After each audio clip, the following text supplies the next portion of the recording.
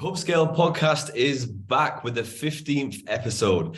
This week's amazing guest is Eoin Keary, the founder and CEO of EdgeScan. We're going to dive into a lot of brilliant topics today around the skill gap in security, vulnerabilities to look out for, and of course, much more. Eoin, it is great to have you on. It's a pleasure to be here, Elliot. It's great to see you. No, awesome stuff. So I guess for everybody who doesn't know yourself and anything about you, just give a quick intro. That'd be awesome. Yeah, Eoin Keary is my name. Founder and CEO of EdgeScan, was CTO at one point, technical by nature, was a developer, was on the global board of the OWASP Foundation and vice chair for about 5 years. Was one of the leads and authors of the OWASP testing guide, the OWASP code review guide. So I've been doing software security, penetration testing, application security for about, I don't know, I'm getting very old now, I say 25 years. So yeah, that's me.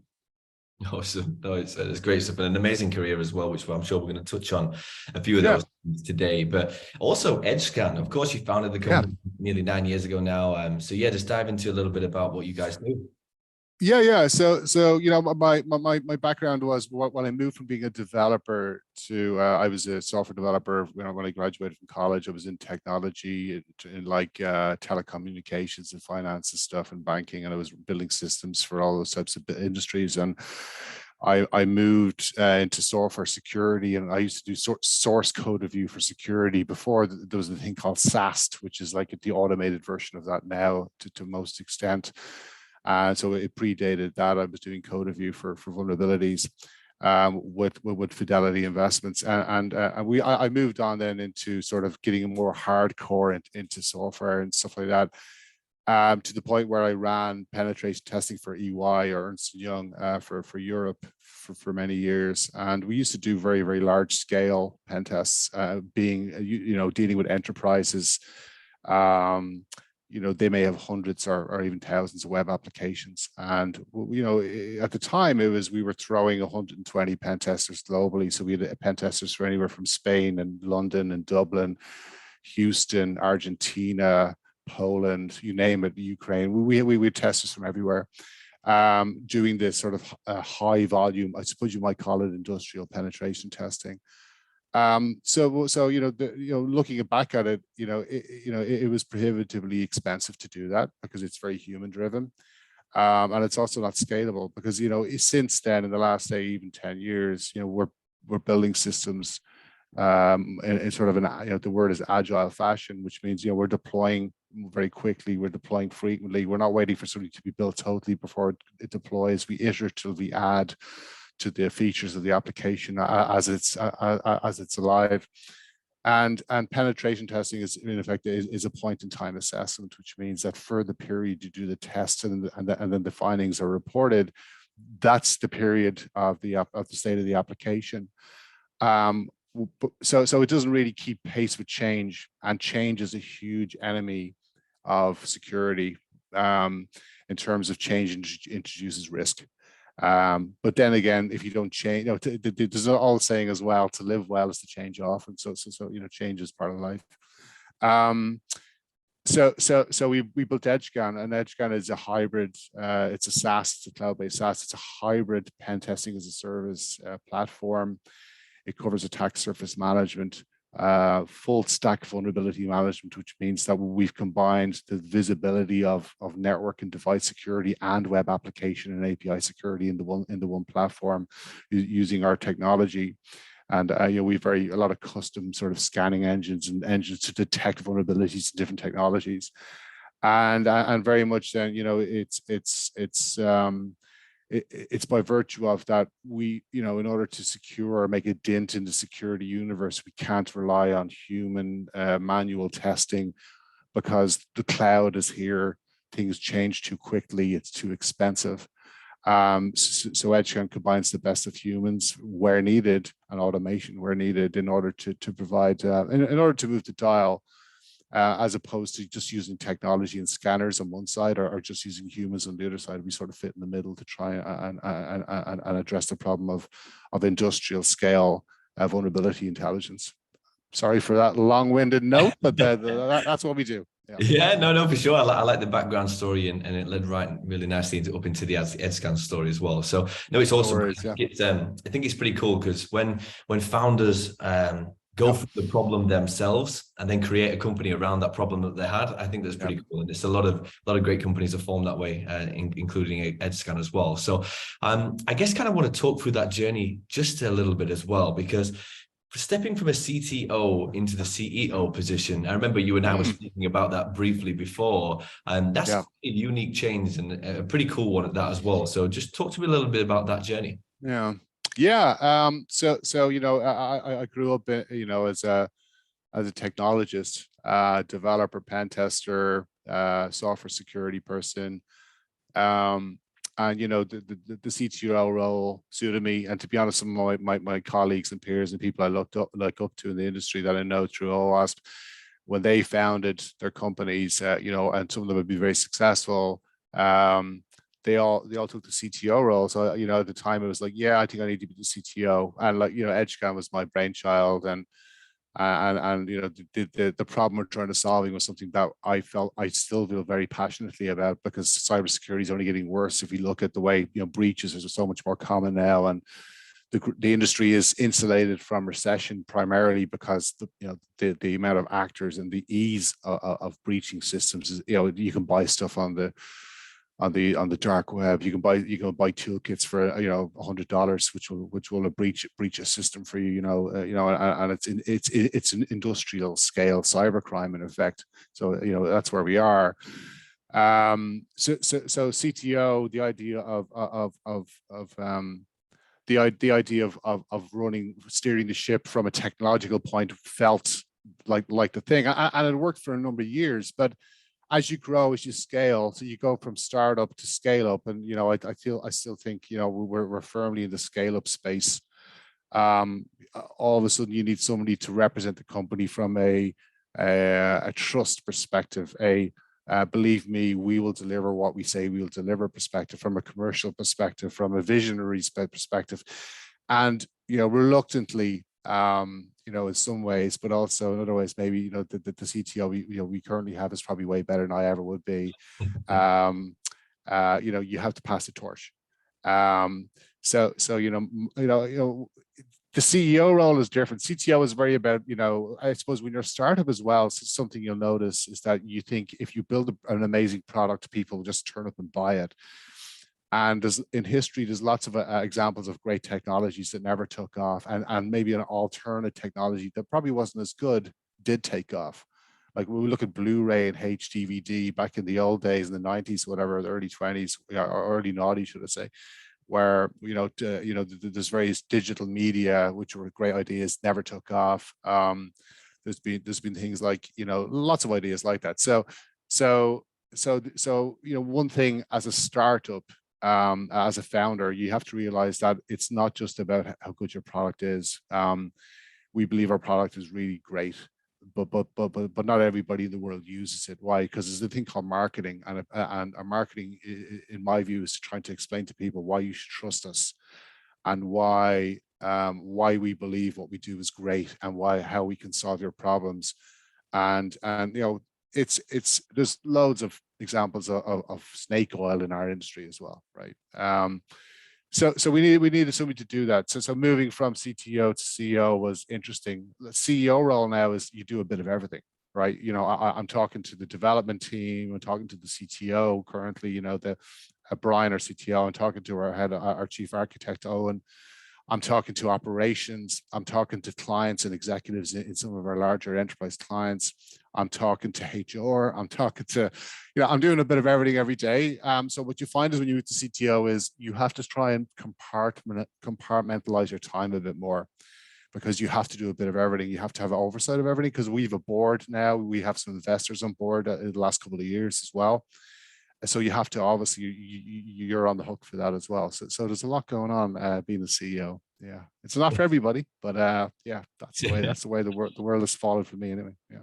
Yeah, no, for sure. No, it's amazing as well. I think Yeah, obviously having everybody now kind of all the different functions and moving through different areas and going through the Mm, hiring processes of a lot of these executives as well. But I think it's mm. pretty cool. I think the journey that you've gone on already, obviously you've gone from the 0 to 1 phase, and then you've gone from that Yeah, phase to the next phase as well. So just yeah, talk yeah, slightly about that, about you when you've gone past that 0 to 1 phase, which in some yeah, respects possibly the hardest.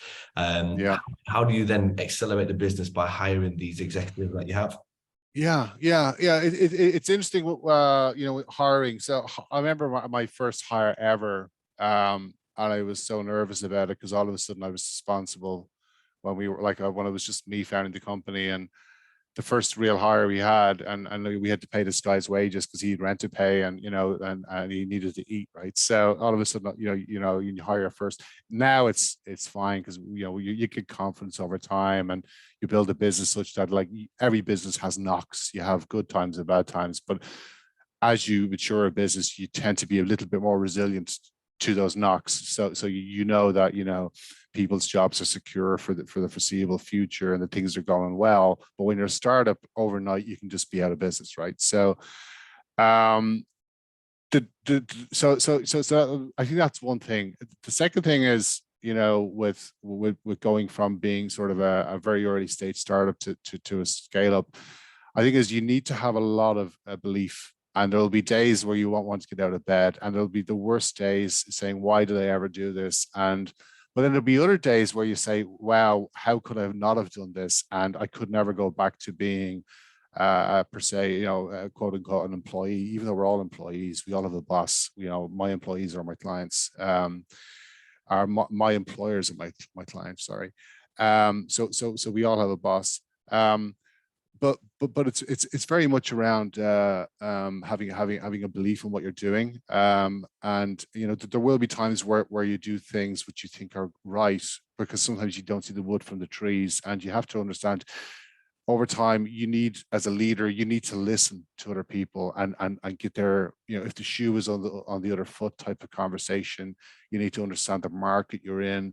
You need to understand that maybe you passionately believe in something, but and you don't know why people don't feel the same way. But you do need to get those moments of clarity. And we're a big believer, for example, in our product in EdgeScan, in listening to our clients. Our roadmap, our development roadmap, is very much based on feedback from our clients, because we're not building vanity features or things that are cool at the moment. Like, we haven't touched blockchain, for example, because we don't believe there's much use for it right now for what we do. But there are other features that we've built, which some of them are very simple, but they're really, really effective, and they solve a problem. So it's all about value. And if you can create value, and if you can solve problems for people, and if you can, you actually are lucky to get the opportunity to show people what you do, I think you will be successful. But it isn't easy. It's not easy. Yeah, no, for sure. No, I can imagine that, and especially the first hires that you make into the business as well, because Yeah, obviously you've hired senior leaders, CROs, now marketing leaders, yeah, everything along those lines. So yeah, mm, stepping up, obviously, because you're moving from the EMEA region into the US region as well. So yeah, the yeah, hires, how it's so important, because obviously myself being a recruiter, when you land and expand into certain regions, you have to have the best talent possible for your business as yeah. well. So how Agreed. was that hiring the first talent over in the US? Yeah, for me, it's cultural. Like, like in terms of meeting people and seeing if they're a fit, right? It's all about cultural fit, and some people, particularly at the executive level, you feel they're not a cultural fit, but they appear to be extremely experienced. But that isn't always what you need. You need people that are passionate about their job. They don't need to be academically amazing. They need to be a passion and aptitude and understand your business. Like, like we hired. We've had some misfires in hiring. We've hired some senior execs in the revenue side, the last couple of years. And to be honest, it was, we made mistakes there, and it was around that the resume of that person was very strong, but culturally and the way they want to operate the company wasn't. It didn't work because the friction between that person and other people, it just wasn't the same culture. So culture is really important. It's a really important thing for the company anyway. We can get into that maybe, in a few minutes if you wish. but hiring is a mixture of culture and sort of obviously knowledge and passion. And not everybody needs to be, you know, a super savant, you know, Einstein in what they do, but they need to understand that that they're in an environment where you learn. The marketing people learn from development in our company. The marketing people will learn from the operations team. I learned from operations team. I learned from development. You know, we shared as a culture learning, and you need, for us personally, to have people that can share, be transparent, open, you know, share the good and the bad. I think they're the things we look for when we hire executives. In the US as well, it's like there are two countries separated by a common language, is the old saying about US and say Europe, or Ireland and England and the US anyway, or UK and Ireland and the US, should I say. But there's a lot of commonalities there. You know, I think Europeans, you know, have a, in the most respect, have a name for being hard workers and stuff like that. I'm not saying the US don't. And then you know, the US culture is very much, it's very much focused on work, as in people, you know, our US staff scratch their heads when we take off a couple of weeks for Christmas, where, you know, it's normally less, you know, or the amount of leave some Europeans would take is 6 weeks, where in the US it might be 10 days. You know, obviously, you know, we're not all that lucky, but I think those cultures, there's a lot to learn, and a lot to share between us. But you really do need people that are adaptive. Like it can't be my way or the highway. It needs to be somebody that has similar interests, similar desires in terms of hiring people. It's not just about the resume and sort of the swagger of any executive. They need to fit in with the entire business, not just the other executives. You know, I think that's really important as well. Yeah, no, for sure. I think it's I think that's critical, especially when moving into new regions and territories and things on those lines. Yeah. About the leader and how they Yeah. fit in the culture side is amazing. And Yeah. we were speaking before as well, Owen, about kind of your hiring kind of processes is kind of Sure. addressing something that is huge in security, which is the skill Yeah. gap. So we were Yes. talking before about you actually look for certain qualities and certain attributes over necessarily somebody's direct Yeah. experience in a certain thing. So I'd love to hear more about Yeah. that. Yeah. You know, the you know, in cyber there is a term. Funnily enough, my wife got me a dressing gown a few years ago, the word rock star on the back of it. But there is a term in cyber and some other industries around rock star being a tech rock star. You know, and in some ways, some of the Elon Musks and the Steve Jobs, or, you know, they were rock stars or are rock stars, you know, in their own ways. And I think there's a level of that, you know, in tech and in cyber. You don't necessarily need to have the rock star. What you need is, you know, people can, you know, if they wish, can go on that path and try and be one. But what you really want to do is try and hire people that will make an impact and understand what you're trying to achieve. And as I said, that, you know, that means admitting when maybe you're wrong. You know, and I do that regularly, and learning from other people's experience, because everybody, even maybe not academically or in industry, everybody has a different way of looking at things, and that can be based on the culture of their family and the country and the city they live in. But it could also be based on the experiences in previous, you know, roles they've had during their career. And I think everybody has that to bring to the table. So you know, I think it's pretty important to have that. It's also very important, I think, culture. Like, there is this thing around people don't leave companies because of a higher salary. You know, they don't move on. They generally move on because it's probably the culture wasn't for them as well.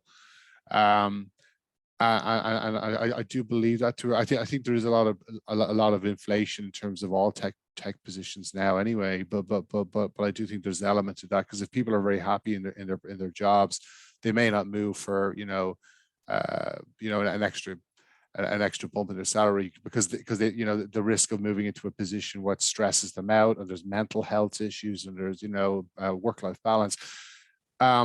The other thing, which I think is really important, I think a lot of our clients see this, I think all our clients see this, is that our culture internally, it comes out through our pores via osmosis to our clients. We have a culture of being helpful, of being responsive, of being responsible, of having passion, of wanting to help, and being very flexible, and trying to give value to each other internally and also to our clients. And I think if you can nail that as a business, I think you have a good chance of being a successful business. Yeah, no, for sure. And one point you mentioned there, I literally had my previous podcast was with a chief customer officer, and we was talking about providing value moving into 2023 to the customers is literally the number one thing that everybody has to do. And it shouldn't be just for this year in general with everything that's going on, but it needs to be every single year moving forward, and every single year what you've done in the past as well. So that's awesome that you're really focused on your clients, building this culture as well. So tell me more about that. You mentioned it earlier about the cultural aspect of business. Of course, it's the value to the customers, value inside, but how do you build that from nothing? Yeah, there's a number of things. I think the people that deliver the cybersecurity SaaS that we have, I think the people that are behind that and that deal with customers want to see their clients succeed. If you have that attitude that you want to see your clients succeed and be helpful, and it's not only like with a lot of SaaS businesses, we're an annual subscription-based business, right? So like we have a retention rate of about 95%, year on year with our clients. But there's a reason we do that. The reason we have that is because customer success are reaching out to our clients all the time. We have technical account managers and solutions engineers, and they're making sure our clients are doing a few things. And I know this is a mechanical thing that I'm just going to talk about, but it stems from a cultural idea. The mechanical thing I'm talking about is the idea of talking to the client, seeing if they're getting value from the product or the solution, seeing that they understand how it integrates, how it can make their lives easier, and doing that on a sort of a regular basis. Also making sure that as we deploy new features, which you do regularly in EdgeScan, new widgets, new features, new things that we think are good and important. But and I said our roadmap is based very, very, very closely to feedback from clients. The idea of making sure that they know about them, they understand the value, and what you find is that if a client ultimately gets value from what you do, they'll stay with you, and they'll grow with you, and then it's not always a bed of roses with clients. Sometimes things will go wrong, but if you have a history of being obliging and positive and passionate and supportive of your clients, when something does go wrong, it's pretty much going to be something that and things do go wrong. It's going to be an out of character, an event. It happens in all walks of life for everybody. But the relationship is, we know you do your best for us, as a vendor-client relationship, and I think that's really, really important to maintain that, to keep that, and that's how we keep our clients. Because we've got a team of 90 odd people in Dublin, and we got a bunch of people in the US and some in the UK and Europe, and primarily what we see is that there's an awful lot of passion for cybersecurity, even amongst our sales and our customer success. People get what we're trying to do here, and if you can by osmosis, as I said before, sort of share some of that love with your clients, I think it's a very positive thing. Yeah. No, for sure. I think having that kind of dedication towards the clients is kind of a testament to the business as well, isn't it? And 95% renewal rate, that's high, very, very high for the industry as well. So it's awesome stuff. So no, Owen, absolutely fantastic. And I know I want to kind of switch it up a little bit here as well, because I think one of the interesting things that you guys do, you actually generate a report every single year, don't you, regarding the vulnerabilities that come out as well. So I want to know what everybody should be watching out for. Sure. Yeah. It's called the Vulnerability Stats Report. The 22 one is on the site. You can download it. The 23 one's in development. It should be out in the next 6 weeks. It's a lot of work. It's a passion of mine, but it does take some effort. It covers the the sort of what, EdgeScan delivers thousands of assessments every month, in effect, across lots of verticals globally. Verticals being everything from media, energy, banking, software development, NGOs, government. And we look for vulnerabilities for our clients primarily across web applications, networks, APIs, mobile, on a continuous basis. So that's pretty much what we do as a business. And then everything gets validated. So our clients only see valid, real vulnerabilities. That's probably one of the unique parts of what we do. But in terms of most common vulnerabilities, yeah, like we're still seeing stuff which is very related to ransomware attacks, right? So exposed, it will be all in the devil will be in the detail in the report, but things that what we see are some of them are very easy to fix, easy to find as well in many cases. Exposed remote login, because we've had a world of remote business, people working at home a lot more. You do find a lot more remote login services. We do a survey about between 500,000 and 1 million endpoints a year for the report. We include that sample space in the report, and we're still finding thousands of exposed remote login services, and those types of services have been and are used by ransomware groups to guess the password, because unfortunately some of these have really weak passwords as well, because they're not using multi-factor authentication or anything like that. And what you'll find is that it's a very easy way to breach a network, get in there, and then start to plant malware and pivot within the network and stuff. So it's not all malware attacks are about phishing, clicking on links. A lot of the very successful ones we've had in the last couple of years, which have actually maybe impacted civil society, like energy attacks on energy companies and medical centers and stuff, have been by virtue of finding something very weak. So remote desktop services will be one thing. I think the other takeaway, not to bore you too much about this, but the other takeaway is around in terms of critical vulnerabilities and stuff. We're still finding stuff like injection and SQL injection attacks and those types of things, and quite regularly. I think a SQL injection is still the most common critical severity vulnerability we found in 2022. And if you ever, see things like, when a company gets breached and their database gets dumped or stolen, in many cases, it could be due to an injection attack where somebody on the remote has found a way to inject code into a system and be able to extract data, which they're not really meant to be able to see. So we're still finding that. And what's interesting about SQL and injection attacks and those types of attacks is we do have the technology, and we've had it for over 10 years and more, maybe 15 years.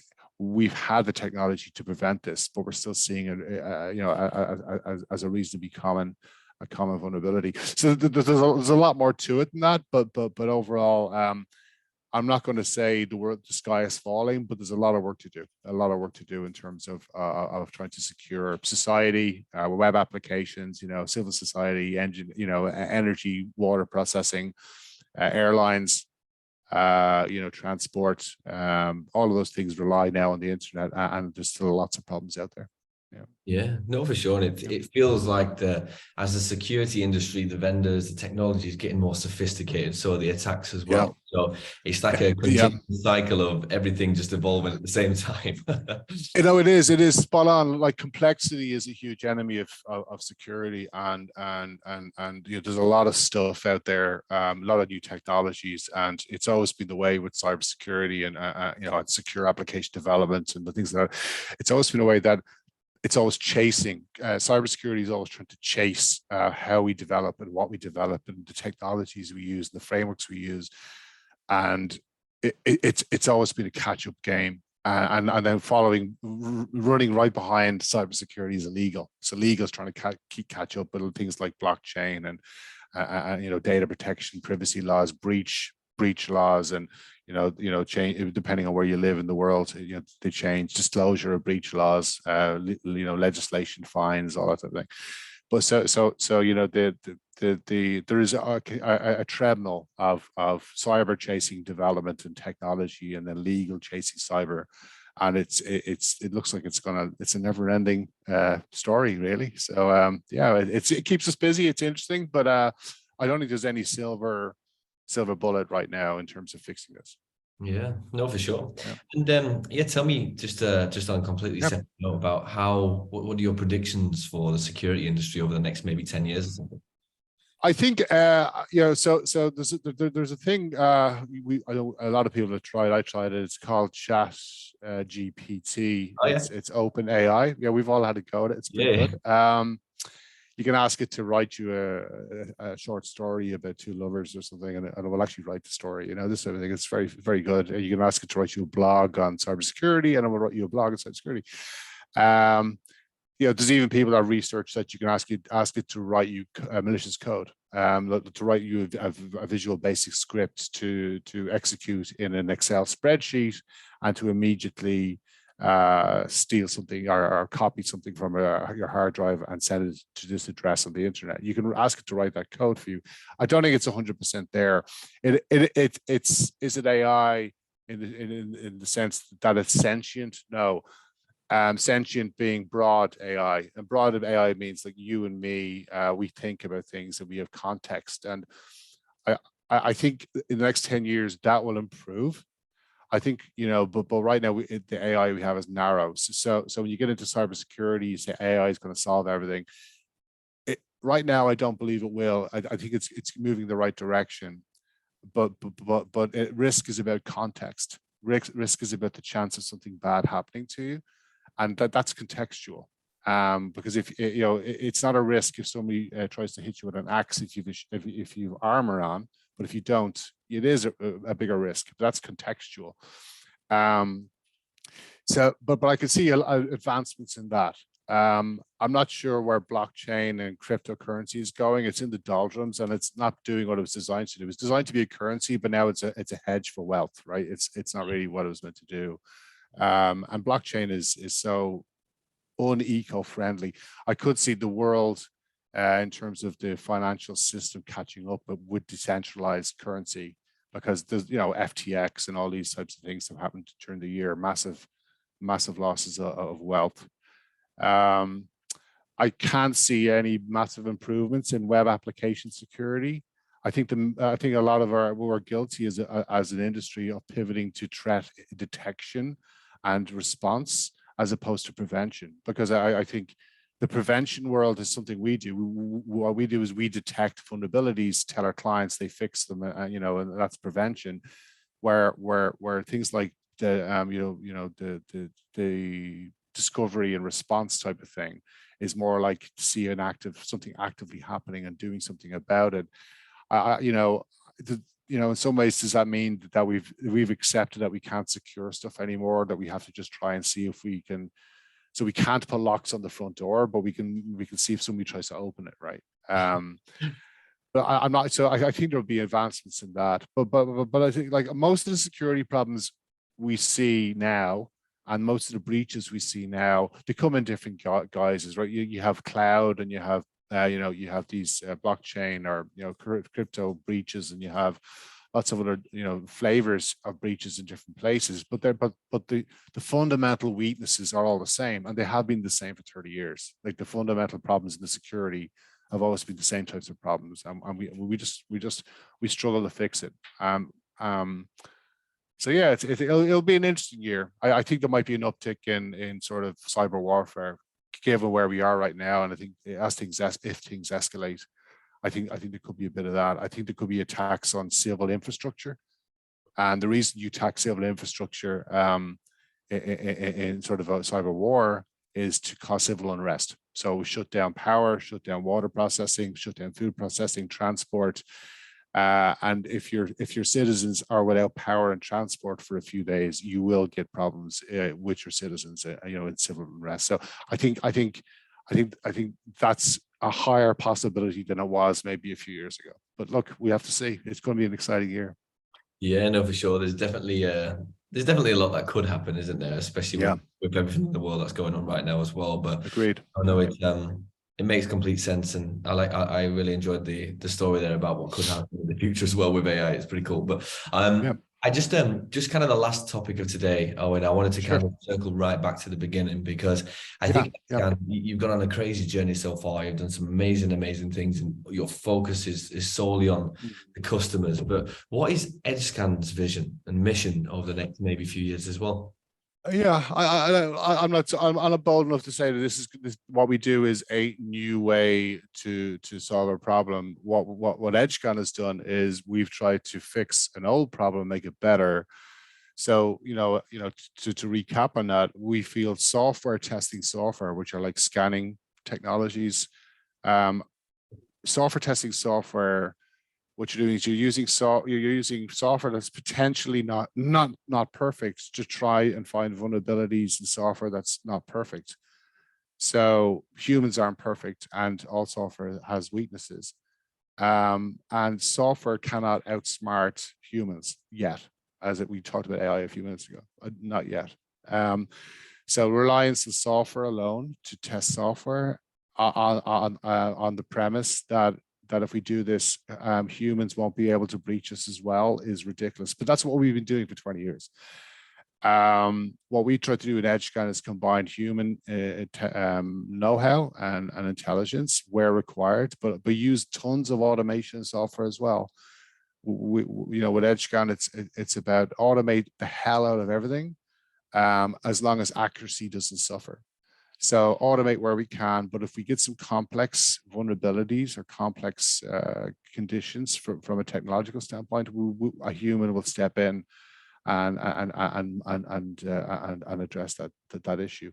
This sort of models, in my view, what a real attacker would do. What a real attacker would do in terms of human curiosity and intelligence is you can't beat it still. And I don't believe using automation alone can protect you against humans that are determined. So EdgeScan, is all about that. And it's also about consolidation of vulnerabilities, because traditionally we've had web application security, and we've had network security, and we have API security, and now we have ASM, attack surface management, and they're all sort of siloed in some ways, and they're all different industries, and there's pure play companies, and our view, and you've pen testing as well, and our view is to consolidate those to most degree, because when you're protecting an enterprise, you need to have visibility across the entire enterprise, and that means network, it means API, it means web application, it means business logic, it means technical vulnerabilities, it means compliance, it means risk, and it also means, what do I fix next? Because I've only got a limited amount of people to do, because there is a skills gap and there's a resource shortage, and what things do I fix with the resources I have? And EdgeScan is built and designed, and that's the passion that we've had for years, is to try and help address that challenge of scalability, accuracy, and prioritization across the full stack. That's what we do. It's not blockchain, it's not AI, but it's there's a little bit of machine learning involved, but I don't think right now, maybe in 20 years time we'll go completely AI, but right now we're of the view that to protect against human attackers and determined threat actors, you need to have a human element involved. So that's how we built EdgeScan. Yeah. No, absolutely love it. Absolutely love it, Owen. And honestly, I really appreciate you coming on, going through the story with me, going through all the details. Cool. That's great. Really good. Thank you for your time, Elliot. Talk again soon, please God. Yeah, no, for sure. We'll definitely be keeping an eye on EdgeScan over the next few years, and hopefully, have a great 23, and hopefully we'll do a podcast maybe at the end of the year, see how it all went. Yeah, sure. Yeah, well, I said that'll be it could wipe the smirk off my face, that podcast, but let's see. We'll see. Thank you very much. Thanks, Elliot. Cheers, mate.